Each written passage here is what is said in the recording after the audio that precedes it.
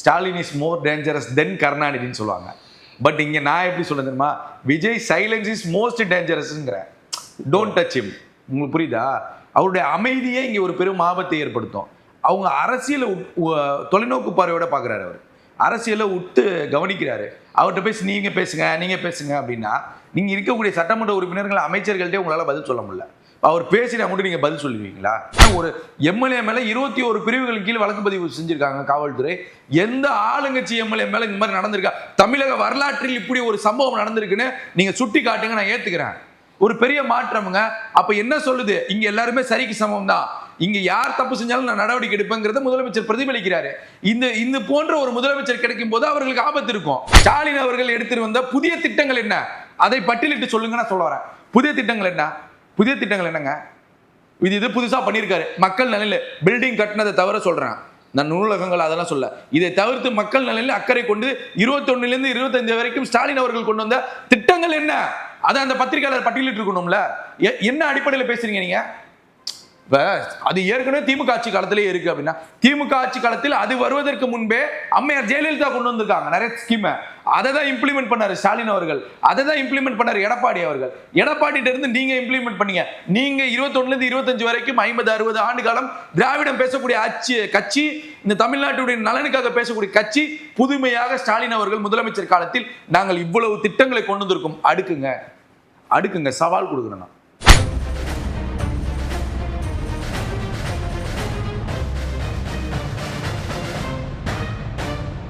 ரெட்ரோலோக்ஸ் நெஞ்சங்களுக்கு வணக்கம். நான் கார்த்திக். இன்றைய பொலிட்டிக்கல் பல்ஸ் நிகழ்ச்சியில் நம்முடைய இணைந்திருப்பவர் இளம் பத்திரிகையாளர் நண்பர் திரு யாசர் அவர்கள். வணக்கம் யாசர். வணக்கம் கார்த்திக். எப்படி இருக்கீங்க? நலம். சட்டசபை நிகழ்வுகள் போயிட்டு இருக்கு, நம்ம பேசிட்டு இருக்க இந்த வேலையில் போயிட்டு இருக்கு. காலையிலேயே பரபரப்பான விவாதங்கள், உலகத்திலேயே 4 மணி 5 மணி வரைக்கெல்லாம் இப்போ சட்டசபை நடக்க ஆரம்பிச்சிருக்கு. அதுவே பெரிய மாற்றமா இருக்கு. சுகர் வேற எல்லாத்துக்கும். ஆமா, ஓபிஎஸ் அவர்கள் எவ்வா நாங்களாம் சுகர் பேஷண்ட், எங்களை தயவு செய்து விட்டுருங்க அப்படின்னு சொல்ற அளவுக்கு வெறித்தனமா சட்டசபை நிகழ்வுகள்லாம் நடந்துட்டு இருக்கு இந்த வேலையில. இப்போ நம்ம பேசிட்டு இருக்கும்போது முக்கியமான சில விஷயங்கள் போயிட்டு இருக்கு. குறிப்பா இந்த டெண்டர் விஷயங்கள்லாம் போயிட்டு இருக்கு. குறிப்பா முதலமைச்சருடைய அறையை இது பண்றதுல இந்த டெண்டர் போயிட்டு இருக்கு. அதுல டைம்ஸ் ஆஃப் இந்தியால ஒரு ஆர்டிக்கல் ஒன்று போட்டிருக்காங்க. இது மாதிரி டெண்டர் விடுறதுக்கு முன்னாடியே பணிகள்லாம் ஸ்டார்ட் பண்ணிட்டாங்க, டெண்டர்ல ஒரு வெளிப்படைத்தன்மை இல்லை அப்படின்ற செய்திகள். அதுதான் இப்போ சட்டமன்றத்தில் முக்கியமான விஷயமா எதிரொலிச்சிட்டு இருக்கு. அது மட்டும் இல்லாமல் பெரியாருக்கு சிலை வைக்கிறத பற்றி ஏவாவேலு அவர்கள் என்னமோ தெரியல, அவருக்கு ஏதோ இன்னைக்கு பயங்கர பதட்டமா இருக்கான்னு தெரியல. 3 வருஷம் ஆச்சு அப்படின்றாரு. ஆட்சிக்கு 3 மாசம் தான் அவங்க ஆகுது. அப்புறம் ஆதவ அர்ஜுனா பிறந்த திருச்சியான்றதுல ஒரு பிரச்சனை இருக்கு. இந்த மாதிரி ஏகப்பட்ட குழப்பத்தில் அங்கே பேசிக்கிட்டு இருக்காரு. என்ன நடக்குது சட்டமன்றத்தில்? சட்டமன்றத்தில் முதல் முறையாக திமுக எதிர்கட்சியாக சரியாக செயல்படாத சூழல் ஏற்பட்டிருக்கு தாவேக்காவால். அதுதான் முதல் பாயிண்ட். நீங்கள் இதுதான் திமுக வட்டாரங்களில் ஒரு ஹார்ட் ஆஃப் த டாபிக்கா போய்கிட்டு இருக்கு. எப்படிப்பட்ட எதிர்கட்சியாக கதற விடுறாரு, செதற விடுறாருன்னு அங்கதான் சிக்கல். இந்த சின்ன பசங்க ஏன் அவர் பேசல அப்படிங்கிற ஒரு கேள்வி இருக்கு. இன்ஸ்டாகிராம்ல அந்த சின்ன பசங்க இருப்பானுங்களா 2 பேரு, கைஸ் செதற விடுறாரு கைஸ் அப்படின்னு வாங்கல்ல, தேவா அந்த பசங்க அது மாதிரிதான். ஏன்னா அப்படிப்பட்ட சூழல் தொடர்ந்து இந்த எதிர்கட்சி தலைவராக இவர் எப்போ நிர்ணயிக்கப்படுறாரோ திமுகல, அப்போலேருந்து இந்த சீனியர்களுக்கும் ஒரு நெருடல் இருக்கு. இவரை எதிர்கட்சி தலைவராக உதயநிதியை ஏற்றுக்கொள்ள முடியாத சூழலும் இப்போ இருக்கக்கூடிய எல்லாருக்குமே இருக்கு. ஆனால் என்னன்னா வெளிப்படையாக அதை காட்டிக்க மாட்டுறாங்க. இங்கே ஏன் தொடர்ந்து நான் சொல்கிறேன்னா, எம்ஆர்கே பன்னீர்செல்வம் பேசும்போது அன்றைக்கு இரவே அனைத்து எம்எல்ஏக்கள் கூட்டம் அறிவாலயத்தில் நடந்துச்சு. அந்த கூட்டத்தில் லெஃப்ட் ரைட்டு வாங்கியிருக்காங்க. திரும்பி ஜூவியில் அடுத்த நாள் காலையில் 2வது நாள் சட்டமன்றத்துக்கு போகிறப்ப ஜூவியில் நியூஸில் ஒரு கட்டுரை போடுறாங்க. எம்கே ஸ்டாலின் அவர்கள் உதயநிதியை லெஃப்ட் ரைட்டு வாங்கினோன்னே உதயநிதி பெரிய அப்செட்டில் இருக்காரு, சீனியர்களே தாவேக்காவுக்கு துணை போகிறாங்களோங்கிறத அப்படிங்கிற மாதிரி ஒரு கட்டுரை ஜூனியர் விகடனில் வருது, காலையில் நியூஸாக வருது. அதில் நம்ம கழுகுல அதில் இந்த வி.கே. ராமசாமி அதில் பாருங்க, சேகர் பாபு அவர்கள் தான் அவருக்கு பாடி கார்டு, அவரை கூட்டு வரதெல்லாம். ஆனால் இப்போ அவரே அங்கே நிற்க விட மாட்டேங்கிறாங்க. அந்த சூழலாம் இருக்கு. அப்போ உங்களுக்கு கிறிஸ்டல் கிளியராக நமக்கு புரியுது, உதயநிதியை ஏற்றுக்கொள்ள முடியாத சூழல் அங்கே இருக்குது. இப்போ ஸ்டாலின் அவர்கள் இருந்திருந்தால் இந்த சட்டசபையுடைய நிகழ்வுங்கிறது வேற மாதிரி நடந்திருக்கும் என்னை பொறுத்த வரைக்கும். ஏன்னா அவருக்குங்கிற அந்த மதிப்பும் மரியாதைங்கிறவங்க நிச்சயம் முதல்வர் கொடுத்துருப்பாரு. இப்படி வந்து எல்லாருமே டக்கு டக்குன்னு எந்திரிச்சு பேசக்கூடிய சூழல் இருந்திருக்காதுங்கிறத நான் பார்க்குறேன். இப்படி தான் இருந்திருக்கும். அந்த ஒபேங்கிறது கரெக்டாக இருந்திருக்கும். இப்போ என்னன்னா ஒரே ஏஜ் கேட்டகரியான சிஎம் ஆப்போசிட்டில் இருக்கிறனால அந்த ஃபயர் மோடுங்கிறது வைப்புங்கிறது தொடருது. இது இப்படி தான் இருக்கும். ஒரு லெவலுங்கிறப்ப அந்த லெவல் இருக்கும். இப்போ அந்த இடத்துல நீங்கள் ஜெயலலிதாவோ இல்லை அந்த இடத்துல நீங்கள் கலைஞரோ இல்லை ஸ்டாலினோ இருக்கும்போது அதற்கான மரியாதையை தாவேக்கா நிச்சயமாக கொடுக்கும். இப்பயும் கொடுக்குறாங்க, மாற்றுக்கிறது கிடையாது. பட் அந்த லெவலுங்கிறது இன்க்ரீஸுங்கிறது அதிகமாகுது லோ ஆகுதுங்கிறது வந்து ரெண்டுக்கும் டிஃப்ரெண்ட் இருக்குது, சீனியருக்கும் ஜூனியருக்கும். அப்போ இங்கே ரெண்டுமே சரிக்கு சமமாக இருக்கிறனால அந்த கிராஜுவல் லெவல்லே சட்டசபை இயங்குது. நீங்கள் பேசுகிறீங்கன்னா நாங்கள் பதிலுக்கு பேசுகிறோம் அப்படிங்கிற மாதிரி தான் ஓடிக்கிட்டு இருக்கு. ஆனால் இங்கே என்ன சிக்கல் அப்படின்னா அதை பார்க்கக்கூடிய தோற்றுப்போன திமுக நிர்வாகிகள், தோற்றுப்போன முன்னாள் முதலமைச்சர், தோற்றுப்போன சில திமுக தலைவர்கள்லாம் அதை பார்க்கும்போது திமுக பழைய காலங்களில் இப்படி தான் எதிர்க்கட்சியாக செயல்பட்டுச்சா அப்படிங்கிற ஒரு கேள்வி அவங்களுக்குள்ள வந்துருச்சு. வந்தனால தான் நைட்டாக கூப்பிட்டு ஒரே பஞ்சாயத்தாக போகுது. அடுத்த நாள் ஜூவியில் வருது, இந்த தொடருது. நேற்று கொண்டு உதயநிதி பேசினது ஒரு பெரிய அளவில் சரி. நீங்கள் கவன ஈர்ப்பு தீர்மானம் கொண்டு வரீங்க. கவன ஈர்ப்பு தீர்மானத்தில் சரத்குமாரை பற்றி என்ன பேச்சு? இது நான் கேட்கக்கூடிய. அப்போ அவங்க தொடர்ந்து ஜாஃபர் சதிக்குன்னு இழுக்கிறாங்க. அப்போ இது வந்து விதண்டாவாதமான செயல்பாடுகளாக இருக்குது. இதே திமுகவுடைய சீனியர்களுக்கு பிடிக்கலங்க. இது ரியாலிட்டி. இல்லை பிடிக்கலன்னா இப்போ அவர்கிட்ட இது இப்படி தான் போகணும், இப்படி தான் பண்ணணும்னு எக்ஸ்பிளைன் பண்ணுற அளவுக்கு அவங்களுக்கு இது இருக்குல்ல. எக்ஸ்பிளைன் பண்ண கேட்டுக்குவாரா? இதெல்லாம் என்ன காட்டி நீங்கள் சொல்கிறீங்க? ஓகே, எக்ஸ்பிளைன் பண்ண கேட்டுக்குவாரா? இதெல்லாம் என்ன நியாயமா இருக்கா? இதெல்லாம் நியாயமா ஜோக் காட்டுறீங்களா அப்படிங்கிற மாதிரி இருக்கு. அதுதான் அதனுடைய வெளிப்பாடு தான். இன்னைக்கு ஏவாவேலு என்ன பேசுகிறோம் எதை பேசுகிறோங்கிறது தெரியாமல், ஆனால் ஏதோ ஒரு விமர்சனம் வைக்கணும், நான் திமுக சார்பாக ஒரு பிரதிநிதியாக பேசணுங்கிற ஒரு அடிப்படையில் பேசிட்டு இருக்காங்களே தவிர பாயிண்ட்ஸாக பொலிட்டிக்கல் பாயிண்ட்ஸாக அவங்க எடுத்து பேச மாட்டாங்க. அதானே சிக்கலாக இருக்குது. இங்கே நீங்கள் அவங்க கேட்குறாங்க, நீங்கள் பதிலடி கொடுக்குறாங்க, நீங்கள் திரும்பி கேள்வி வைக்கிறீங்க, பதிலடி கொடுக்குறாங்க. அப்படிங்கிறப்ப என்ன பேசுவாங்க அவங்க? என்ன பேச முடியும்னு நினைக்கிறீங்க? ஒன்றும் கிடையாது. அதை அவங்க ஒத்துக்கிறாங்க. அதை சமாளிக்கும் விதமாக தான் திமுக இப்போ சட்டசபையில் நடந்திருக்கு. பாயிண்ட்ஸ் இல்லை, ஏன்னா அவங்களுக்கு கால அவகாசம் ஆகும். நீங்கள் இப்போ எடுத்தவங்க அவங்க சொல்கிற எல்லா விஷயத்துக்கும் திரும்பி எங்க ஒரு ஆளுங்கட்சியாக இருக்குது அப்படின்னா அந்த ஆளுங்கட்சி யாரை குறை சொல்லுவாங்க? இது பேசிக்காக எதிர்கட்சியை தான் சொல்லுவாங்க. எதிர்கட்சி சொல்லுவாங்க. அந்த எதிர்கட்சி கடந்த முறை ஆளுங்கட்சியாக இருக்குன்னா அந்த கட்சியுடைய குறைகளை பேசிதான் ஆவாங்க. அதுக்கு நீங்கள் பதில் சொல்லி தான் ஆகணும். அதுக்கு தான் சட்டசபை போகிறீங்க. எதுக்கு பேசவே பேசாதீங்க, எங்களை பற்றி பேசாதீங்க, எங்கள் தலைவர் ஏன் பேசக்கூடாது, ஏன் பேசக்கூடாதுன்னு கேட்குறேன். நீங்கள் அதுக்கு பதில் சொல்லக்கூடிய உரிமை, தார்மீக உரிமை, கடமை உங்களுக்கு இருக்குது. ஆளுங்கட்சியாக கடந்த முறை நீங்கள் தாங்க இருந்தீங்க, எடப்பாடி இல்லை. எடப்பாடி இருந்திருந்தாருன்னா எடப்பாடியை விமர்சிப்பாங்க. நீங்கள் தான் இப்போ கடந்த முறை ஆளுங்கட்சி. இவங்க வைக்கக்கூடிய தாவேக்கா வைக்கக்கூடிய குற்றச்சாட்டுக்கும் விமர்சனத்துக்கும் பதில் சொல்ல வேண்டிய கடமை உங்களுக்கு இருக்கு. நீங்க அதுக்கு தான் சட்டசபை போறீங்க. எனக்கு தெரிஞ்சு அவரு கூட இருந்திருக்கலாமே, அவரு கூட இருந்திருந்தா நல்லா இருந்திருக்கும். ஏங்க அது உங்க அப்படின்னு ஏதாவது பேசியிருப்பாரு. ரொம்ப தவறுங்க இதெல்லாம், ரொம்ப தவறுங்க இதெல்லாம். அவராது எந்திரிச்சு சபாநாயகர்கிட்ட டஃப் கொடுப்பாரு. இல்ல அதை சொல்ல கருதி நீங்க அப்போ உங்களுக்கு அந்த உரிமை இருக்கு. நீங்க அதுக்கு பதில் சொல்லி தான் ஆகணும். அவங்க இப்போ ஒரு ஸ்கீம் கொண்டு வராங்க. இந்த ஸ்கீம்ல ஏன்னு திமுக கேள்விக்குது. இந்த ஸ்கீமை திமுக தான் இப்படி பண்ணுச்சுன்னு அவங்க வைக்கிறாங்கன்னா அது வைப்பாங்கன்னு சொல்றேன். நீங்க தான் ஆளுங்கட்சி.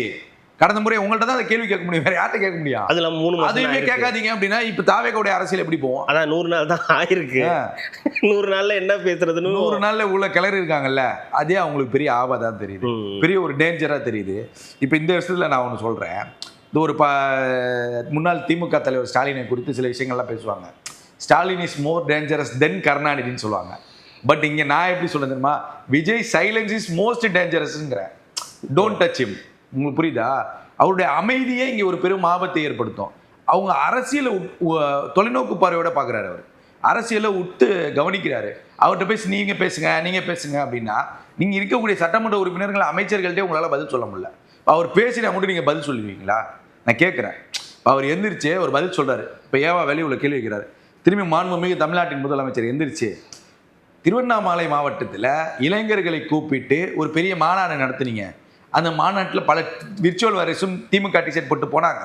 அந்த மாநாட்டுக்காக நீங்கள் மண்ணு திருநதாக ஒரு புகார், ஒரு இயக்கம் வைக்கிதுன்னு இந்த முதல்வர் ஏவாவேலுவை பார்த்து ஒரு கேள்வி கேட்குறாருன்னு வச்சுக்கோங்க. என்ன நடக்கும்? அசிங்கமா வச்சுக்குமாரு அப்படின்னு இருக்கும். அது மட்டுமா நடக்கும்? அது மட்டும் நடக்காது, நிறைய நடக்கும். எவ்வளோ நடக்கும்? இது தேவையா அவங்களுக்கு? அப்போ நீங்கள் முதல்வர் பேசுங்கிறீங்க. முதல்வர் இருந்துச்சு உங்கள் குறைய சொல்கிறாரு அப்படின்னா நீங்கள் இதை தாங்குவீங்களா? அதை தான் சொல்ல வரேன். விஜய் சைலன்ஸ் இஸ் மோஸ்ட் டேஞ்சருங்கிறேன். நீங்கள் அதனால் கொஞ்சம் அமைதியாக இருங்க, கொஞ்ச நாளைக்காவது அமைதியாக இருங்கன்னு நான் சொல்கிறேன். அப்போ நீங்கள் எதுவுமே உங்களால் பதில் சொல்ல முடியாத சூழல் அங்கே இருக்குது. அதை கொஞ்சம் கவனிங்கன்னு சொல்கிறேன். தாவேக்காவுடைய அரசியலை கவனிங்க. நீங்க குறையா வச்சீங்கன்னா எப்படி இருக்கும்? இப்ப தாவேக்கா சொல்லுது பெயர் மாத்திட்டீங்க, திட்டங்களுக்கு பெயர் மாத்தி, உணவுக்கு திட்டம் மாத்திட்டீங்க, எல்லாத்துக்கும் திட்டம் மாத்தி ஏன் கொண்டு வராங்க, எல்லாத்துக்கும் படிப்படியாக ஏன் குறைக்கிறாங்க அப்படின்னா 10 லட்சம் கோடி கடனும் வைத்ததும் திமுக அதிமுக தானே. அதையும் இந்த நேரத்தில் பேசுவாங்க தானே, பேசிதானங்க ஆகணும். இப்போ பேசாம இருக்க முடியுமாங்க? அதாங்க அரசியல் பண்ணதாங்க தாவேக்கா வந்திருக்கு. அப்ப அந்த கடனை பத்தி தாங்க பேசுவாங்க. இப்போ 10 லட்சம் கோடி இன்னைக்கு தாவேக்கா வரல அப்படின்னா நீங்க அள்ளி கொடுத்துருவீங்க. இந்த 10 லட்சம் இந்த 31 வரைக்கும் 20 லட்சத்திலிருந்து 25 லட்சம் கோடி கடன் ஆகாதா? அப்போ அதுக்கு ஒரு சீர் வேணாமா? அது செயல் திட்ட வடிவம் நீங்க கொடுக்கவே மாட்டீங்களா? அது கொடுக்கக்கூடிய ஒரு அரசு அமையும் போது இவங்களுக்கு சிக்கலா இருக்கு. உங்களுக்கு புரியுதா? இப்போ இந்த 10 லட்சம் கோடிங்கிறத ஒரு 50,000 கோடி இல்ல ஒரு 5,000 கோடி கூட தாவேக்கா குறைத்தால் இது சாதனைங்க. 31ல 5,000 கோடிங்கிறது விளையாட்டு கிடையாது. நம்பர்ஸ்ல நீங்க விளையாட்டு, நீங்க வார்த்தைகளை சொல்லலாம், நம்பர்ஸா நீங்க பார்க்குற பிக் அமௌண்ட். அந்த பிக் அமௌண்ட் குறையும் போது இவர்களுக்கு பயம் இருக்கும். அப்ப எல்லாருமே திருப்பி கேட்பாங்கல்ல, 60 வருஷமா இருந்தீங்க, 10 லட்சம் கடன் கொடுத்தீங்க, 10 லட்சம் கோடி கடன் ஆக்கிட்டு போயிட்டீங்க, எல்லாத்தையும் இலவசமா கொடுத்தீங்க, இன்னைக்கு தாவேக்கா அதே இலவசத்தை கொடுத்து 5,000 கோடி கடனை குறைச்சிருக்காங்க அப்படின்னா எப்படி இருக்கும்? எப்படி இருக்கும் தெரியும். அதுதான் அங்க சிக்கல். உங்களுக்கு புரியுதா? திட்டங்கள்ல மாற்றல. இன்னைக்கு விவசாயிகளுடைய பட்ஜெட்டை வந்து வேளாண் துறைக்கான பட்ஜெட்டு 6ஆம் தேதி இம்ப்ளிமெண்ட் பண்றாங்க. கிட்டத்தட்ட செயல்பாடுகள்லாம் போகுது. வினோத் அவர்கள் வேளாண் பட்ஜெட் குறித்து எங்கேயாவது விமர்சனம் வந்துச்சா? நான் கேட்கறது எங்கேயாவது நீங்க திமுகவுடைய எதிர்கட்சிகளிலே விமர்சனம் வச்சீங்க, உடனே பதில் சொன்னார், திரும்பி நீங்க எந்திரிச்சு பதில் சொல்ல முடியாது சூழல் இருந்துச்சு. அதை நீங்க நிர்மலா சீதாராமனா இருக்கட்டும், இல்ல திமுகவுடைய யார் நீங்க வேளாண் துறை பட்ஜெட்டை தாக்கல் செய்யும் போது, நிர்மலா சீதாராமன் செய்யும் போது கூட டெல்லியில மிகப்பெரிய அளவுல போராட்டம் நடந்துச்சு. பஞ்சாபில் இருந்து விவசாயிகள்லாம் கொந்தளிச்சாங்க. ஆனா இன்னைக்கு நம்ம தாவேக்காவுடைய அமைச்சர் ஒரு வேளாண் பட்ஜெட் தாக்கல் செய்யும் போது எங்கேயுமே குறை இல்லைங்க. அவங்க வச்ச ஒரே குற்றச்சாட்டு என்ன தெரியுமா? ஒரே ஒரு கோரிக்கை என்ன தெரியுமா? எங்களுடைய கடன் முழு தள்ளுபடி கேட்டீங்க. ஆமா, அது ஏன் பண்ண முடியாதுன்னு தாவேக்கா 8 அமைச்சர்கள், நான் சொல்ல குறிமா, ஒரு அமைச்சர் 2 அமைச்சர் இல்ல, 8 அமைச்சர்கள் அந்த விவசாயிகளை சந்திச்சு 8 அமைச்சர்களும் விவசாயிகள்கிட்ட சொன்ன ஒரே விஷயம், அண்ணன் கொஞ்சம் பொறுங்க, நிதிநிலை சரியானதுக்கு அப்புறம் நிச்சயமா செய்வோம், தளபதி செய்வார். இது எப்போ நடக்குது? 6ஆம் தேதி பட்ஜெட்டு, 8ஆம் தேதி இந்த பட்ஜெட்டுக்கான பேட்டிகள்லாம் கொடுத்துட்டு 8ஆம் தேதி சட்டசபைக்கு வராங்க. 8ஆம் தேதி வந்து விவசாயிகள் பத்திரிகையாளர் சந்திச்சு இந்த விஷயத்தை பதிவு செய்யறாங்க. 13ஆம் தேதி, 8க்கும் 13க்கும் 5 நாள் தான், ஒரு வாரம் தான் வச்சுக்கோங்களேன். 13ஆம் தேதி ஒரு அறிக்கை அரசாணை வெளியிடுறாங்க தாவேக்கா. விவசாயிகளுக்கு காய்கறி பந்தல் அமைத்து விவசாயிகளுக்கு ஒரு ஆணையை வெளியிடுறாங்க. ஒரு ஹெக்டருக்கு 3 லட்சம் ரூபாய் கொடுத்துருக்காங்க. 13ஆம் தேதி ஆர்டர் இருந்துச்சு. 6ஆம் தேதி பட்ஜெட்டு, 13ஆம் தேதி ஆர்டர் இருந்துச்சு. மினிமம் ஒரு மாசமாவது ஆகும் கார்த்தி. அப்ப தமிழ்நாடு அரசியல் வரலாற்றிலே மிகப்பெரிய அளவிற்கு மிகப்பெரிய வேகத்தில் இன்றைக்கு சொன்னது போல, குதிரை வேகத்தில் போல இன்றைக்கு விவசாயத்துறையில நடந்துட்டு இருக்கு, வேளாண் துறையில் நடந்துட்டு இருக்கு. அப்ப இதை குறித்து திமுக ஒரு இடத்துலயாவது பாராட்டி இருக்கலாம்ல? ஏன் பேசலன்னு நான் கேட்கிறேன். நல்ல விஷயம் தானேங்க. இது திமுகவுக்கும் தாவேக்காவுக்கும் சாதகம் கிடையாது, விவசாயிகளுடைய நலன் தானே, விவசாயிகளுக்கு தானே பலன். இதை பற்றி யாராவது சட்டசபையில் பேசுனீங்களா? சிறப்பாக செயல்படுறீங்க வேளாண் துறையில், இதை நாங்கள் வாழ்த்துறோம், இதை வந்து பயனடைஞ்சிருக்காங்க விவசாயிகள் அப்படின்னு எங்கேயாவது நீங்கள் பேசுனீங்களா? பேசியிருக்கணும்ல. அதை விட்டுட்டு தேவையில்லாத வாதங்கள்லாம் வச்சுட்டு இருக்கீங்க. அவர் நேருக்கு 1000 ஏக்கர் இருக்கு, இவருக்கு 2000 ஏக்கர் இருக்கு. இதெல்லாம் பெருமை அவங்களுக்கு இல்லையா? அப்படின்னா தெரியல, நாட்டு மக்களுக்கு காட்டி கொடுக்குற மாதிரி இருக்குங்க. இருந்துட்டு போதே, அதனால என்ன இருக்கு? சொத்து அவரு சொத்துக்கள்லாம் இருக்கும். வெளிப்படையா சட்டமன்றத்துல பேசலாமா? மாண்புமிகு பேரவைத் தலைவர்களே, அவை குறிப்புல இருந்து நீக்கிருங்க. அது வீடியோவா வந்து 1.5 மணி நேரம் ஆச்சு. அந்த மாதிரி இருக்கு. அவர் இது முற்றிலுமாக ஒரு மாற்றம் காட்டி, இந்த மாற்றத்தை அவர்களால் பொறுத்து கொள்ள முடியவில்லை. அதாவது அங்கொன்றும் இங்கொன்றுமாக தாவேக்காவுடைய தவறுகள் நடக்குது, மாற்று கருத்து கிடையாது. இன்னைக்கும் சோளிங்கர் எம்எல்ஏ மீது நேற்று இரவு செய்தி வந்துச்சா இல்லையா? ஆமா, வந்துச்சா? வழக்கு பதிவு செய்யப்பட்டிருக்கா? பழனி ஆண்டி மேல நீங்க என்ன நடவடிக்கை எடுத்தீங்க? பழனி ஆண்டின்னு ஒருத்தர் இருந்தா ஞாபகம் இருக்கா? அதான் அந்த நியூஸ் 24. ஏங்க அந்த தொகுதியில தாங்க அமைச்சர் ரமேஷ் அமைச்சரா இருக்காரு, ஸ்ரீரங்கம் தொகுதி. அதுதான் சொல்றேன். அவரு கல்குவாரியில செய்தியாளர் வீடியோ எடுக்க போன கேமராலே அடிவாங்க, பயங்கரமா தாக்குனீங்க, கேமராலாம் உடைச்சிங்களே. உங்களுடைய ஒரு சின்ன அறிக்கை ஏதாவது வந்துச்சா திமுகல? அப்ப இது மாற்றமா இல்லையா? என்ன நினைச்சிருக்கீங்க நீங்க? ஏன் பெரிய பெரிய மாற்றம் இதுங்க. ஒரு எம்எல்ஏ மேல 21 பிரிவுகள் கீழ் வழக்கு பதிவு செஞ்சிருக்காங்க காவல்துறை. எந்த ஆளுங்கட்சி எம்எல்ஏ மேல இந்த மாதிரி நடந்திருக்கா? தமிழக வரலாற்றில் இப்படி ஒரு சம்பவம் நடந்திருக்குன்னு நீங்க சுட்டி காட்டுங்க, நான் ஏத்துக்கிறேன். ஒரு பெரிய மாற்றம்ங்க. அப்ப என்ன சொல்லுது? இங்க எல்லாருமே சரிக்கு சமம் தான், இங்க யார் தப்பு செஞ்சாலும் நான் நடவடிக்கை எடுப்பேங்கிறத முதலமைச்சர் பிரதிபலிக்கிறாரு. இந்த போன்ற ஒரு முதலமைச்சர் கிடைக்கும் போது அவர்களுக்கு ஆபத்து இருக்கும். அது குறிப்பா திமுக மட்டும் இருக்காது, திமுக கூட மறைமுகமாக கைகோத்திருக்கக்கூடிய எல்லா கட்சிகளுக்கும் இருக்கும் நான் சொல்ல வரேன். நீங்க எப்படி பாக்குறீங்க? ஒரு எம்எல்ஏ மீது வழக்கு பதிவு. கடந்த ஆட்சி காலங்களில் எத்தனை எம்எல்ஏக்கள் மேல முறைகேடுகள் இருக்கு? எத்தனை எம்எல்ஏக்கள் அரசு அதிகாரிகளை ஆடியோ கால் வீடியோ கால்ல ரிலீஸ் ஆச்சு? விமர்சனம் வச்சு இது ஆளுங்கட்சி மேட்ரிங்க தலையிடாதீங்க. எத்தனையோ எம்எல்ஏக்கள் மேல புகார்கள் இருக்கு, எத்தனையோ கனிமூல கொள்ளைகள் நடந்துச்சு. ஒரு வழக்கு நீங்க போடல, ஒரு வழக்கு போடல. ஒரு கட்சியில இருந்து நீங்க வழக்கு போட வேணாம், கட்சியில இருந்து தூக்குனீங்களா? இன்னைக்கு இந்த அளவுக்கு செய்தி வருது. அதே நேற்று இரவு செய்திங்க, அதே எம்எல்ஏ காலையில உட்காந்துருக்காரு. முடியுமா உங்களால அந்த மாதிரி செஞ்சு காமிக்க முடியுமா? திமுக இப்படி செஞ்சது ஒரு பாயிண்ட் நீங்க சொல்லுங்க எனக்கு. திமுக இப்படி ஒரு நடவடிக்கை எடுத்தது, அதிமுக இப்படி ஒரு நடவடிக்கை எடுத்தது. அம்மா காலத்தில் எடுத்தாங்க, எடப்பாடி காலத்தில் கிடையாது. நீங்க ஒரு விஷயத்தை காமிங்க நீங்க. அப்படி எப்படிப்பட்ட அரசு அமைஞ்சிருக்கும் போது ஏன் பயம் வராம என்ன வரும் பயம் வராம? அப்போ ஒட்டுமொத்தமாக தெரியுது கார்த்தி, இது கிளியரா தெரியுது. மாற்றத்திற்கான அரசு அந்த மாற்றத்தின் அடிப்படையில் செயல்பட்டு கொண்டிருக்கிறார்கள். ஆனால் அவர்களாக ஸ்லோவாக தான் செயல்பட முடியும். இதை பொறுத்து கொள்ள வேண்டியது யாரு? மக்கள், நீங்க கிடையாது. அதனால நீங்க ஆவேசப்படாதீங்க, தயவு செஞ்சு கொஞ்ச நாளைக்கு அமைதியா இருங்கிறதா நான் மீண்டும் மீண்டும் எல்லா வீடியோலையும் சொல்றேன். அது எங்களால முடியாதுங்க. அப்படி அமைதியா ஒண்ணும் பண்ண முடியாது. அப்போ ஒண்ணும் பண்ண முடியாது. புரியுதா? இதெல்லாம் அவங்களுடைய வரலாறு. உங்களுக்கு புரியுதா? ஏன் இதெல்லாம் சொல்ல வரேன்னா, அப்பேற்பட்ட ரமேஷ் உடைய தொகுதியில நின்ன பழனியாண்டிக்கு பூத்திலே 13 பேரு, ஆனா உளுந்ததே 5 ஓட்டு. இது நம்ம 31 வரைக்கும் சொல்லணும். ஏன் அப்படின்னா இதுதான் உங்களுக்கு தோல்விக்கு காரணம். இவிஎம் கிடையாதுங்கிற இன்னும் உருட்டிட்டு இருக்கீங்க நேற்று நைட்டு வரைக்கும் உட்காந்து. அதுக்கு ஒரு டீம் கிளம்பி, அதுக்கு ஒரு டீம் வேற அமைச்சிருக்கீங்க, வேற அது கிளம்பி போயிருக்கு பாக்குறதுக்கு. எதுக்கு இதெல்லாம் தேவையில்லாத வேலை அப்படிங்கிற மாதிரி இருக்கு. இல்லை, இன்னொரு பக்கம் இந்த 100 நாள் சாதனைகள் ஒரு பக்கம், 100 நாளில் என்னென்ன மாற்றம் நடந்திருக்கு அப்படின்றது ஒரு பக்கம். நேற்றைய தினம் வேளாண் பட்ஜெட் அந்த இது பயிர்க்கடன் மீண்டும் தள்ளுபடி அப்படின்ற ஒரு விஷயம், என்ன பண்ண முடியுமோ அது மேக்சிமம் பண்ணியிருக்கோம்ன்றத முதலமைச்சரே சொல்லியிருக்காங்க. உண்மைங்க. அது திமுக தேர்தல் வாக்குறுதிகள் எவ்வளவு கொடுத்து 500க்கும் மேற்பட்ட தேர்தல் வாக்குறுதி கொடுத்தீங்க. அந்த வாக்குறுதிகளில் விவசாயிகளுடைய நலன் காக்கக்கூடிய வாக்குறுதிகள் எவ்வளவு கொடுத்தீங்க? இப்போ நான் கேட்கக்கூடிய 2 கேள்வி. அதாவது என்னன்னா, கரும்பு டன்னுக்கு 4000 ரூபாய் நீங்க சொன்னீங்க. அதே போல நெல் குவிண்டாலுக்கு 2500 ரூபாய் நீங்க சொன்னீங்க. இந்த 5 வருஷத்துல ஏன் செய்யல திமுக? ஏன் செய்யல? கொடுத்த வாக்குறுதியை நான் கேட்கிறேன்.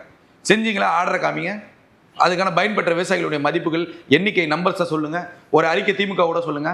நீங்க சொன்ன 2 வாக்குறுதி, கரும்புக்கு டன்னுக்கு 4000 ரூபாய் எங்க கொடுத்தீங்க? விவசாயிகள் போராடினாங்க, ஞாபகம் இருக்கா? பொங்கல் பரிசு தொகை அப்போ கரும்பு கொள்முதல்லையும் சிக்கல் இருந்துச்சு, ஞாபகம் இருக்கா? செய்தி வந்துச்சுங்க. கரும்பு கொள்முதல் பயனாளர்களுக்கு ரேஷன் அட்டைதாரர்கள் கொடுப்பதில் பிரச்சனை இருந்துச்சு, முறைகேடு இருந்துச்சு. விவசாயிகளை கூப்பிட்டு கேளுங்க, ஏன்னா உங்களால பண்ண முடியாது. நெல் குவிண்டாஸுக்கு 2500 ரூபாய் எங்க கொடுத்தீங்க? எங்க கொடுத்தீங்க? நீங்க உங்க 5 வருஷத்துல ஆட்சி அதிகாரத்தில் இருக்கும்போது உங்களால செய்ய முடியாதை இன்னைக்கு மாண்புமிகு முதலமைச்சர் இந்த 100 நாட்களில் செய்கிறார் என்றால் சாதனை. புரியுதா உங்களுக்கு? அதே போல கரும்பு, நெல், மஞ்சள் இதுக்கெல்லாம் ஒரு ஆதார விலையை பிக்ஸ் பண்ண முடியலங்க இந்த திமுகனால. ஆதார விலை நீங்க தான் சொன்னீங்க, ஒரு ஆதார விலையை பிக்ஸ் பண்ண முடியாத சூழல் இருந்துச்சு மஞ்சளுக்கெல்லாம். ஏன் செய்யல? இதுக்கெல்லாம் பதில் சொல்லுவாரா உதயநிதி? இதுதான் விஷயம், இதுதான் அரசியல். அப்ப இதெல்லாம் அவங்க எழுப்புறாங்க தாவேக்கா, இதெல்லாம் நோண்டி நொங்கு எடுக்கிறாங்க. இந்த 5 வருஷத்துல நீங்க சொன்ன வாக்குறுதியை நான் சொல்றேன். 500 வாக்குறுதி கொடுத்தீங்க. விவசாயிகளுக்கு எத்தனை வாக்குறுதி கொடுத்தீங்க? விவசாயிகள் கொடுத்த வாக்குறுதியில் இந்த 2 விஷயம் நான் சொல்றேன். கரும்புக்கும் நெல்லுக்கும் பிக்ஸ் பண்ண அமௌண்ட்டை நீங்க கொடுத்தீங்களா?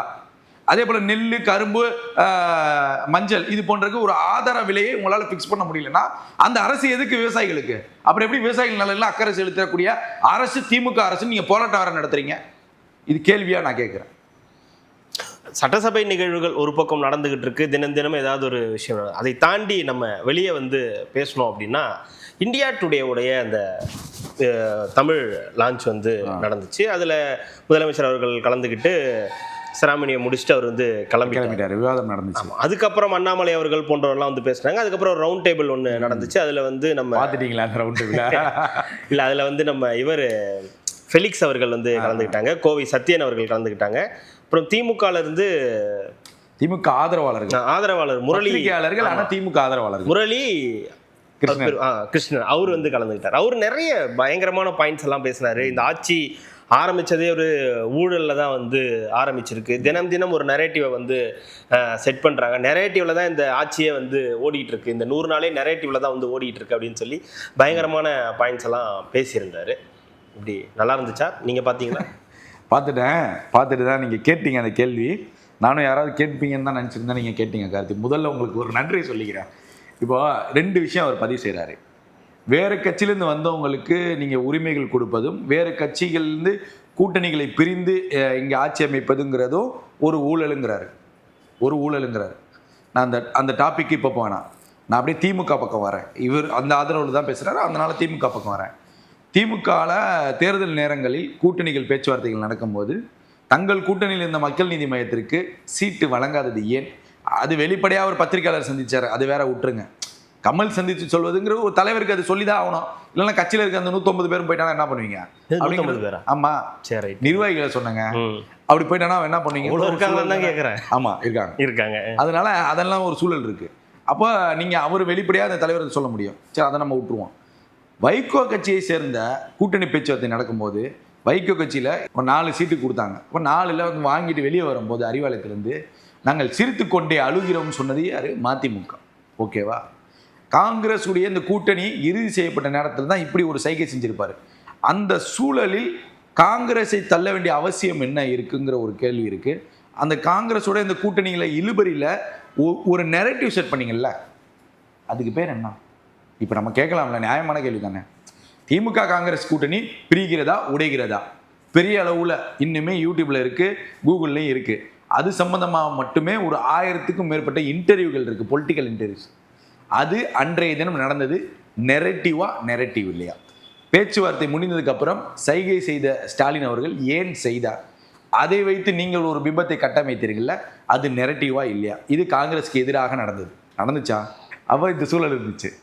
அதே போல் இந்த சீட் ஷேரிங் எல்லாம் முடிஞ்சதுக்கப்புறம் ஓபிஎஸ் என்ற ஒரு நபர் இருந்தார், இப்பயும் இருக்கிறார். அவர் முன்னாள் முதலமைச்சர், பின்னாடி தான் உட்காந்துருந்தார். அவர் எந்த கட்சியிலேருந்து எங்கே வந்து ஏன் சீட்டு கொடுத்தீங்க? அவர் மட்டும் இல்லை, அவர் கூட அவருக்கு முன்னாடி வந்து வைத்தியலிங்கம், மனோஜ் பாண்டியன் அவங்கெல்லாம் வந்து போயிருந்தாங்க. இது வந்து அவர் சொல்லக்கூடாது, அந்த பத்திரிகையாளர் சொல்கிறார்ல, இதே எந்த வாதத்தில் பார்க்குறாரு அவர்? பக்கவாத். ஓகே, கேள்வி வருது இல்லை? அப்போ இதுதான் பிரச்சனை. இப்போ அவருக்கு நான் பதில் சொல்கிறேன். கூட்டணி கட்சிகளை வைத்திருப்பது ஊழல் சொல்கிறீங்கள, இவ்வளோ சம்பவங்கள் நடந்ததுக்கு அப்புறமும் அந்த கட்சி ஒரு தலைவரையும் ஒரு பெரும்பான்மையுடைய ஒரு கட்சியை தேடி போகுது அப்படிங்கிறப்ப அது எப்படி ஊழலுங்கிற வார்த்தைக்குள்ளே இந்த பத்திரிகையாளர் சொல்கிறாருங்கிற கேள்வி எனக்கு வருது. நீங்கள் நெரேட்டிவ் செட் பண்ணி காங்கிரஸ் அடி போடுன்னு பொழந்து எடுத்துருவீங்க. திமுக தேர்தலுக்கு முன்பு தோத்ததுக்கு அப்புறம் அந்த கட்சி இங்கே போகுது, இருக்கிறத 4-5 வெற்றி பெற்றதுக்கு அப்புறம் போகுது அப்படின்னா அது எப்படி ஊழல் அடிப்படையில் வரும்? எப்படி ஊழல் அடிப்படையில் வரும்? கேள்வி வருது இல்லைங்க, நீங்கள் பதில் சொல்லி தானே ஆகணும். 19 ஒரு டிபேட்டில் உட்காந்து பேசுறீங்க, அவருக்கு பேசக்கூட அண்ணன் ஃபெலிக்ஸ் அவர்களுக்கு பேச வாய்ப்பு கொடுக்க மாட்டீங்க. பொழந்துட்டு அந்த கட்டமெண்ட்டை எடுத்துகிட்டு போகிறீங்க. அது எப்படி ஊழல்? உலக வழக்கம் இல்லைங்க, அதுதாங்க சொல்ல வரேன். எப்படிங்க அது ஊழலுங்கிற அடிப்படையில் வரும்? இவங்க ஒரு நெரேட்டிவ் செட் பண்ணுறாங்க. இதே முரளிகிருஷ்ணன் அவர்களுக்கு நான் இன்னொரு கேள்வி கேட்குறேன். நீங்கள் கடந்த எல்லா திமுகவுடைய ஆட்சி காலங்களும் தொடர்ந்து பார்க்குறீங்க, எல்லா விவாதங்களையும் நீங்கள் பேசுகிறத நானும் கவனிக்கிறேன், உங்களை முகநூல் பதிவுலாம் பார்க்குறேன். டிஐபிஆரில் கடந்த 25வது ஆண்டு இறுதி காலங்களில் மட்டும் பிரதிபலிக்கப்பட்ட விளம்பரங்களின் எண்ணிக்கை எவ்வளவு? அந்த விளம்பரத்திற்காக அன்றைய டிஐபிஆர் செலவு செய்த பணத்துடைய செலவு எவ்வளவு? திமுக அரசுடைய நலத்திட்ட உதவிகளை விளம்பரப்படுத்துறீங்களா யூடியூப்ல? அதுக்கு பேர் நெரேட்டிவா இல்லையாங்க? நெரேட்டிவா இல்லையாங்க? என்ன நெரேட்டிவ் தாவேகா பண்ணிடுச்சு நீங்க நினைக்கிறீங்க? நீங்க இதுக்கு முதல் பதில் சொல்லுங்க. இந்த நெரேட்டிவையும் ரீல்ஸ் ஆச்சு முதலில் கொண்டு வந்ததே திமுக தான். அதையே மறைக்கிறீங்க நீங்க வெளிப்படையா உட்காந்து. நீங்க எந்த வாதம் வைக்கிறீங்க? நீங்க எந்த வாதம்? திமுக ஏற்கனவே கொண்டு வந்தது திமுகவுடைய தெரியும். திமுக ஏற்கனவே கொண்டு வரலைங்க. நான் திருப்பியும் சொல்றேன், கலைஞர் மீது மதிப்பு மரியாதை உண்டு, அம்மையார் ஜெயலலிதா மீது மதிப்பு மரியாதை உண்டு. இந்த 2 தலைவர்கள் தான் தமிழ்நாட்டினுடைய நலனுக்காக தொலைநோக்கு பார்வையில் செஞ்சது. 21 25 வரைக்கும் ஸ்டாலின் அவர்கள் எடுத்துட்டு வந்த புதிய திட்டங்கள் என்ன? அதை பட்டியலிட்டு சொல்லுங்க. நான் சொல்ல வரேன், புதிய திட்டங்கள் என்ன? புதிய திட்டங்கள் என்னங்க? இது புதுசா பண்ணியிருக்காரு. மக்கள் நலனில் பில்டிங் கட்டினதை தவிர சொல்றேன், நான் நூலகங்கள் அதெல்லாம் சொல்ல. இதை தவிர்த்து மக்கள் நலனில் அக்கறை கொண்டு 21 25 வரைக்கும் ஸ்டாலின் அவர்கள் கொண்டு வந்த திட்டங்கள் என்ன? அதை அந்த பத்திரிகையாளர் பட்டியலிட்டு இருக்கணும்ல. என்ன அடிப்படையில் பேசுறீங்க நீங்க? அது ஏற்கனவே திமுக ஆட்சி காலத்திலே இருக்கு அப்படின்னா, திமுக ஆட்சி காலத்தில் அது வருவதற்கு முன்பே அம்மையார் ஜெயலலிதா கொண்டு வந்திருக்காங்க நிறைய ஸ்கீம். அதை தான் இம்ப்ளிமெண்ட் பண்ணாரு ஸ்டாலின் அவர்கள், அதை தான் இம்ப்ளிமெண்ட் பண்ணாரு எடப்பாடி அவர்கள். எடப்பாடிட்ட இருந்து நீங்க இம்ப்ளிமெண்ட் பண்ணீங்க. நீங்க 21 25 வரைக்கும் 50 60 ஆண்டு காலம் திராவிடம் பேசக்கூடிய கட்சி, இந்த தமிழ்நாட்டுடைய நலனுக்காக பேசக்கூடிய கட்சி. புதுமையாக ஸ்டாலின் அவர்கள் முதலமைச்சர் காலத்தில் நாங்கள் இவ்வளவு திட்டங்களை கொண்டு வந்திருக்கோம். அடுக்குங்க, சவால் கொடுக்குறேன். அடுக்குங்க. நீங்க புதிய கட்டிடங்களை தவிர, நான் திருப்பியும் அதை தான் சொல்றேன், புதிய கட்டிடங்கள் புதிய பாலங்களை தவிர மக்கள் நலனில் கொண்டு வந்த திட்டங்களின் எண்ணிக்கையை சொல்லுங்க. நீங்க எல்லாமே தொலைநோக்கு திட்டம்ங்க. ஜெயலலிதா அம்மா அவர்கள் முதலமைச்சராக இருக்கும்போது அடுத்த முறை ஆட்சிக்கு வந்தால் இந்த திட்டத்தை நாங்கள் தொலைநோக்கு பார்வையுடன் தான் ஒரு திட்டம் இம்ப்ளிமெண்ட் பண்ண போறோம். எக்ஸ்டர்னலுக்கும் இன்டர்னலுக்கும் வித்தியாசம் இருக்கு. எப்படி நீங்க பேசுறீங்க? எக்ஸ்டர்னல்ல திரும்பி இன்டர்னல் நீங்க எப்படி சொல்ல முடியும்? ரெண்டுக்கும் வித்தியாசம் இருக்கு. ஒரு ரவுண்ட் டேபிள் உட்காந்து நீங்க எப்படி பேசுறீங்க வெளிப்படையா? ஒரு கட்சியை பார்த்து நீங்க வெளிப்படையா பேசும்போது அது எப்படிங்க ஏத்துக்க முடியும்? ஒரு தப்பான நீங்க ஒரு செய்தியை சொல்லும்போது தாவேக்கா தப்பு செய்தி அதை சொல்லுங்க, மாற்றுக்கிறது கிடையாது. நான் அதை வந்து தாவேக்காரன் கிடையாது, நான் எதிர்க்கல. நீங்க அதை சொல்லும் போது திமுகவும் செய்த தவறுகளை சொல்லியிருக்கணும்ல. இதுதான் நம்ம சொல்ல வரோம். திமுக கடந்த காலங்களில் இதெல்லாம் செஞ்சிருச்சு, இதை தாவேக்கா செய்யக்கூடாது, தாவேக்கா இந்த தவறை செய்து, இது ஒரு பத்திரிகையாளருக்கு அழகு, இதை நீங்க சொல்லியிருக்கலாம் நான் சொல்ல வரேன். இதுல என்ன தவறு இருக்க போகுது கார்த்தி? தாவேக்கா தவறு செய்து நானும் தான் சொன்னேன். அந்த திருவொற்றியூர்லேருந்து அந்த மாணவன் வீட்டிலேருந்து அமைச்சரா, அது அமைச்சர்கள் மீது தவறு கிடையாது, அந்த சட்டமன்ற தொகுதி எம்எல்ஏ மீது தவறு. அன்னைக்கு நைட்டு அவர் போயிட்டு அந்த குடும்பத்தை சமாதானப்படுத்தி அந்த குடும்பத்துக்கு என்னென்ன தேவைகள் இருக்கோ அந்த எம்எல்ஏ அங்கே போய் நின்றுருந்தாருன்னா அமைச்சர்கள் 2 பேர் மேலே இந்த அவதூறு வந்திருக்குமா? இதை நானே சொல்கிறேன், இது நான் பதிவு செஞ்சுருக்கேன் வேற சேனலில். அப்போ தவறுனா தவறுன்னு தான் நம்ம சொல்ல வரோம். அது எம்எல்ஏ செய்ய வேண்டிய கடமைங்க. அந்த தொகுதியில் ஒரு சம்பவம் நடக்குதுன்னா சட்டமன்ற உறுப்பினர் அதுக்காக தேர்ந்தெடுத்திருக்காங்க. நீங்க உடனே ஸ்பாட்டுக்கு போயிருந்தா அமைச்சர் வரப்போ உங்களுக்கு உரிய மரியாதை கொடுத்துருப்பாங்க. நீங்க போயிட்டு தப்பு பண்ணிட்டு அடுத்த நாள் அமைச்சர் வர வரைக்கும் வெயிட் பண்ணீங்கன்னா என்ன அர்த்தம்? அப்ப அவன் கொந்தளிப்பானா கொந்தளிக்க மாட்டானா? அப்ப இந்த விஷயங்கள் இருக்குல்ல, அப்ப நீங்க இதை சொல்லி தானே இதை சொல்லணும். நான் சொல்றேன், திமுக ஆட்சி காலங்களில் இது நடந்துச்சுங்க. திமுக ஆட்சி காலங்களில் இவருங்க சொல்லக்கூடிய இந்த நெரேட்டிவ் வேற கட்சியில் இருந்த இணைத்தவர்களுடைய எண்ணிக்கை எவ்வளவு தெரியுமா? மைத்ரி என்ன ஒருத்தர் இருந்தார் அதிமுக தெரியுமா? பிஜேபியில் இருந்திருக்காரு, ஆர்எஸ்எஸ்ல இருந்திருக்காரு. அதையும் நம்ம சொல்லணும். அதுக்கு பேர் என்ன நெரேட்டிவா? இது வந்து ஊழல் இல்லையா? ஓபிஎஸ்ஸே வந்து நம்ம மோடி அவர்களை பார்க்கணும், பிரதமர் அவர்களை பார்க்கறதே வந்து ஏதோ புண்ணியம்னுலாம் வந்து லெட்டர்லாம் எழுதியிருக்காரு. அப்ப என்ன அடிப்படையில் நீங்க பேசுறீங்க? ஒரு மேடை கிடைச்ச உடனே நீங்க அடிச்சு விடுறீங்க. பழைய தவறுகளையும் சொல்லுங்கன்னு சொல்லுங்க. தாவேக்க தவறு செய்தா தவறு, மாற்றுக்கிறது கிடையாது. திட்டங்களுக்கு பெயர் மாற்றுவதனால என்ன சிக்கல் இருக்க போகுது? அதுதான் நான் கேட்கிறேன். திட்டங்களுக்கு பெயர் மாற்றுவதனால இது சிக்கல், தமிழ்நாடு அரசுக்கே இது சிக்கல் அப்படின்னு என்ன இருக்கு சொல்லுங்க. அப்படி என்ன இருக்கு? என்ன நடந்திருக்கு அந்த கடந்த ஆட்சி காலங்களில்? அமைச்சர் ராஜமோகன் அது விளக்கம் கொடுத்துட்டாரு. இப்போ என்ன பண்ணுவீங்க? கருணாநிதி அவர்கள் பேசினதை சுட்டிக்காட்டி ராஜமோகனே சொல்லிட்டாருங்க. அப்போ என்ன பண்ணுவீங்க? ஏங்க நான் இங்கே இருக்கக்கூடிய பிரச்சனையே என்ன தெரியுமா? இந்த திமுகவுக்கு, திமுகவில் இருக்கக்கூடிய பலர் நினைக்கக்கூடிய ஒரு தவறான ஸ்ட்ராட்டஜி என்ன தெரியுமா? ஸ்டாலின் அவர்கள் இவ்வளவு செஞ்சுட்டாரு இந்த 5 வருஷத்தில், இதனால தோல்விங்க. இது முற்றிலும் பொய்ங்க, இது முற்றிலும் தவறுங்க. இந்த நோக்கத்திலிருந்து வெளியே வாங்க, இந்த எண்ணத்திலிருந்து வெளியே வாங்க. முழுக்க ஜெயலலிதா அவர்களும் ஐயா கலைஞர் அவர்களும் செஞ்சது ஏகப்பட்டது செஞ்சிருக்காங்க தமிழ்நாட்டிற்கு, மாற்றுக்கிறது கிடையாது. ஆனால் அவர்கள் இருக்கக்கூடிய காலத்திலும் சில முறைகேடுகள் இருக்கு, அதுதான் பேசப்பட்டது, பேசும் பொருளாக்கப்பட்டது. இதுதான் செய்தி, இதை பேசுங்க, மாற்றுக்கிறது கிடையாது. இப்போ கலைஞர் கொண்டு வந்த திட்டம் மக்களுக்கு பயன்பட்டதா? பயன்பட்டு கொண்டு இருக்கு. ஜெயலலிதா கொண்டு வந்த திட்டம் பயன்படுகிறதா? அம்மா உணவு உட்பட பயன்படுகிறது, மாற்றுக்கிறது. இதெல்லாம் விட்டுட்டு நான் சொல்றது 21லேருந்து 25 வரைக்கும் ஸ்டாலின் கொண்டு வந்த திட்டங்கள் வீணாயிருச்சா? அதுக்கு நீங்க பதில் சொல்லுங்க நான் சொல்ல வரேன். இங்க கேள்வியே அதுதான். நீங்க ஒட்டுமொத்தமாக ஸ்டார்டிங்லேருந்து பேசுங்க, ஸ்டார்டிங்கே பேட்டர் கிடையாது. இங்க திமுகவுடைய தோல்விக்கு காரணமே இந்த 5 வருஷங்கிறத பேசுறாங்க. இதை முதல் தெரிஞ்சுக்கோங்கன்னு சொல்றேன். திமுகவுடைய முழுமையான தோல்விக்கு 21லேருந்து 25 வரைக்கும் நடந்த ஆட்சியினுடைய அவல நிலைன்னு சொல்றாங்க. இதை அவர் பேசுவாரான்னு நான் கேட்கிறேன். இங்க கலைஞர் கொண்டு வந்தது அற்புதமான திட்டம், என்னால ஒன்று சொல்ல முடியும். மக்கள் பலனி இப்பயும் இருக்கு, உழவர் சந்தை திட்டம், என்னால அதை சொல்ல முடியும். அம்மையார் ஜெயலலிதா கொண்டு வந்தது சிறப்பான திட்டம் எது தெரியுமா? மழைநீர் சேகரிப்பு திட்டம், என்னால அதை சொல்ல முடியும். உண்மையிலுமே மிக சிறப்பான திட்டம்ங்க. இந்த 2 திட்டங்களும் இருக்கும் வரைக்கும் இந்த 2 தலைவர்களை மக்கள் மறக்க மாட்டாங்க, அதுல மாற்றுக்கிறது. இது போன்ற ஸ்டாலினுடைய ஒரு திட்டத்தை நீங்க சொல்லுங்க கார்த்தி. நீங்க பேசலாம்ல, பத்திரிகையாளர்கள் தானே நீங்களா, பேசுங்க. இங்க அதுதான் பிரச்சனை. நீங்க திமுக கட்டமைக்கிறது என்ன தெரியுமா? பழைய வரலாற்றை சொல்லி கட்டமைக்கிறாங்க. அது பிரச்சனையே கிடையாது, மக்கள் அதை புரிஞ்சுக்கிட்டாங்கன்னு சொல்ல வரேன். திரும்பி நீங்க தாவேக்காமல தவறுன்னா சொல்லி காமிங்க, மாற்றுக்கிறது கிடையாது. நீங்க தாவேக்காமல ஒரு கட்டமைப்பு கட்டமைங்க, அது தவறுன்னு நான் சொல்ல வரேன். இங்க தோல்விக்கு காரணம் 21லேருந்து 25 வரைக்கும் நடந்த கூத்து, திமுக செய்த கூத்து தான் தோல்விக்கு காரணம். இதை நீங்க திமுகவுடைய நிர்வாகிகள்கிட்டயே சமாதானப்படுத்த வேற ஒரு நெரட்டிவ் செட் பண்ணிட்டு இருக்கீங்க, அது தப்புங்கிறனா. தயவு செஞ்சு அது உங்களுடைய தோல்விக்கு போய் சேரும். எங்க 77ங்க, 80, 84ங்க தொடர் 3 முறை எம்ஜிஆர் அவர்கள் முதலமைச்சர். ஆனா அன்றைக்கு 77 அவர் வரும்போது முதல் முறை அரசியலுக்கு வராரு நடிகராக. அந்த 3 முறை தொடர் முதலமைச்சர் பதவியை விஜய்க்கு நீங்க விட்டு கொடுக்க நீங்க ஆசைப்படுறீங்களா? நான் கேட்கிறேன், திமுகவை பார்த்து கேட்கிறேன். அப்ப ஆசைப்பட்டீங்கன்னா இதை விட அதிகமா பேசுங்க. அப்ப திமுகவுக்கு நீங்க என்ன கன்வே பண்ண பாக்குறீங்க? திமுகவுடைய நிர்வாகிகளுக்கு என்ன கன்வே பண்ண பாக்குறீங்கன்னு கேட்கிறேன். அப்ப இன்றைக்கு இவர்கள்லாம் பேசுறாங்கல்ல, இந்த பத்திரிகையாளர்கள் பேசுவதும் நெரட்டிவ் தான். இது எப்படி தாவேகா மட்டும் பண்ணுதுங்கிறீங்க? எப்படி தாவேகா மட்டும் பண்ணுதுங்க? இதுவும் நெரட்டிவ் தான். இதுதான் ஒட்டுமொத்தமாக நடக்குது கார்த்தி. இதில் இன்னொரு பக்கம் நம்ம இதே மாதிரி இன்னொரு டிபேட் வேற ஒரு சேனல்ல நடக்குது. அதில் வழக்கம் போல தாவேகாவினர், நாம் தமிழர் கட்சி, திமுக, அதிமுகன்னு எல்லாரும் வந்திருக்காங்க. அதில் ஒரு சலசலப்பு ஏற்படுது. அப்புறம் பிறகு தாவேகாவை சேர்ந்த ஒருத்தர் வந்து சொல்றாரு, இந்த மாதிரி போய் போட்டு பாருங்க, நாம் தமிழர் கட்சி ஒருங்கிணைப்பாளர்னாலே இப்படி தான் வரும் அப்படின்னு போட்டு பாருங்க. உடனே அதற்கு கவுண்டர் கொடுக்குற மாதிரி நாம் தமிழர் கட்சியிலேருந்து வரல, திமுகலேருந்து அண்ணன் பரந்தாமன் வந்து சொல்றாரு, நாம் தமிழர் கட்சி தலைவர் ஒருங்கிணைப்பாளர் வந்து பார்த்தீங்கன்னா நவீன காலத்தில் வந்து தமிழ் தேசியத்தை கொண்டு போய் இந்த மக்கள்கிட்ட வந்து சேர்த்திருக்காரு அப்படின்னு வந்து புகழ்றாரா? புகழ்ச்சி தான், வேற என்ன, பயங்கரமா புகழ்றாரு. ஆமா. இந்த வீடியோக்கு பின்னாடி நிறைய விஷயங்கள் இருக்குது. தயவு செஞ்சு நம்ம ரெட்ரோலக்ஸ் நேயர்கள் புரிஞ்சுக்குவாங்க. திமுக நேயர்கள் பார்த்தீங்கன்னா எனக்கு ஒரே ஒரு விளக்கம் மட்டும் நான் கேட்குறேன், அதுக்கு மட்டும் அவங்க பதில் சொன்னீங்கன்னா எனக்கு ரொம்ப சந்தோஷமாகும். திமுகவுடைய ஃபேக்ட் செக்னு ஒன்று இருந்துச்சு, ஞாபகம் இருக்கா? ஃபேக்ட் செக் இப்போ பேர் மாத்திட்டாங்க, அதனால திமுகவுடைய ஃபேக்ட் செக் தான் நம்ம சொல்லணும். திமுகவுடைய ஃபேக்ட் செக் தான். அதுல இருந்தவர் தான் இப்போ கொஞ்சம் பயங்கரமா இதுவா இருக்காரு, இப்போ பண்ணிட்டு இருக்காரு. அந்த நிறுவனம் ஒன்று தமிழ்நாடு அரசுனால எங்குச்சு. தமிழ்நாடு அரசை குறித்து அவதூறு பரப்புறாங்கல்ல, இந்த அவதூறு வந்து அவதூறுன்னு சுட்டி காட்டுறது அந்த நிறுவனத்துடைய வேலை. அப்போ அந்த நிறுவனத்தில் பணியாற்றிய அந்த நிறுவனத்தில் தலைவராக இருந்தவர்களுக்கு சில சேனல்கள் இருக்கு.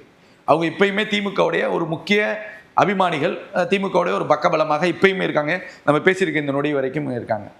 அவருடைய சேனலில் இப்போ அவர் சொன்னார்ல, நவீன தமிழ் தேசியவாதி, அவரை பென்ற உரைகள் இல்லைன்னு சொல்லிட்டு நான் வீடியோ உங்களுக்கு தரேன். தயவு செஞ்சு நான் பேசுகிறப்ப சைடில் அதை போட்டு விடுங்க. அந்த சேனலும் அந்த ஃபேக்ட் செக்கினுடைய தலைவருக்கு சொந்தமான சேனல். இவங்க என்ன பண்ணுறாங்க அப்படின்னா, நாட்டின் பாதுகாப்புக்கு ராணுவத்தில் சேர்ந்து எல்லையில் நின்று போராடி நாட்டு எல்லையை காக்க போராடி செத்து வந்த ராணுவ வீரன் குடும்பத்துக்கு ₹1 இந்த நாடு கொடுக்கல. எப்படி கடலுக்குள்ள மீன் பிடிக்க செல்கிறான், அவனுடைய உரிமை, அவனுடைய வாழ்வாதாரம். அந்த மீன் பிடிக்க செல்கிறவனை சிங்கள ராணுவம் சுட்டுக் கொள்கிறது, அவனுக்கு ₹1,00,000 கூட கொடு. ஆனால் சாராயம் குடிச்சு செத்தவனுக்கும் ஒரு நடிகரை பார்க்க சென்று கூட்ட நெரிசலை சித்து செத்தவனுக்கும் 10 லட்சம் 10 லட்சம் கொடுக்குது என்றால் நடிக்கிறதுக்கும் குடிக்கிறதுக்கும் காசு கொடுக்கிற நாடு எப்படிப்பட்ட நாடு என்பதை அறிவு சமூகம் சிந்திச்சு. சீமான் சொல்றது சுத்தமான பொய். இதுல இருந்து உயிரிழந்த மீனவ குடும்பங்களா இருக்கட்டும், வீர மரணம் அடைஞ்ச ராணுவ குடும்பங்களா இருக்கட்டும், அவங்களுக்கு எப்பயுமே தமிழ்நாடு அரசு நிவாரண தொகை வழங்கிட்டு தான் இருக்கு. சீமான் அவர்கள் 24 நாடாளுமன்ற தேர்தல், 26 சட்டமன்ற தேர்தல்களில் பிரச்சாரம் செய்யும் போது உருட்டுன்னு உருட்டினாருன்னு இன்னும் அவர்களுடைய பக்கங்களில் இருக்கு. அந்த தலைவர் எப்படி தமிழ் தேசியத்தின் நவீன தலைவர் ஆவாரு? எப்படி ஆவாரு? எப்படி பதிவு செய்றீங்க நீங்க? எப்படிங்க அவர் பேசினாருன்னு நீங்க பரந்தாமன் சொல்றாரு? ஒருவேளை அந்த பாட்டை கேட்டதனால சொல்லியிருப்பாங்களோ. அவங்க ஒரு பாட்டு பாடினார்ல, அவரு சாட்டையெல்லாம் சேர்ந்து. இல்ல நான் பாடலைங்க, அவருலாம் பாடியிருக்காங்கல்ல, அதெல்லாம் பாடினதுக்கு பிறகும் கூட இருக்கலாம், அப்படி கூட இருக்கலாம். அந்த மேபி அந்த பாட்டு பண்ணதுக்கு அப்புறம் குரலில் மயங்கி விட்டார்களா எனக்கு தெரியல. அது அவை குறிப்பில் வந்து மட்டும் எடுத்துருக்கோம். நாங்க பாட்டே பாடலை, அப்புறம் எதுக்கு அவை குறிப்பில் இருந்து நீக்கும்? அந்த மாதிரிலாம் இருக்கு. நான் கேட்கக்கூடிய கதை, நீங்க சொல்லக்கூடிய அதே தலைவர் தெருவாக போயினாரு, பேசினாரு, தமிழ் தேசியத்தை எடுத்து வைத்தாரு சொல்றீங்களா? அந்த தலைவர் தாங்க உங்களுடைய ஆட்சியை 24 நாடாளுமன்ற தேர்தல், 26 சட்டமன்ற தேர்தலில் எல்இடி போட்டு விளக்குனாரு, ரிமோட் அமுத்தி. அதை ஃபேக்குன்னு சொல்லி நீங்க தான் உருட்டிட்டு இருக்கீங்க. என்கிட்ட எவிடன்ஸ் இருக்கு, நீங்க ரெட்ரோலெக்ஸ் போடுங்க நான் சொல்றேன்.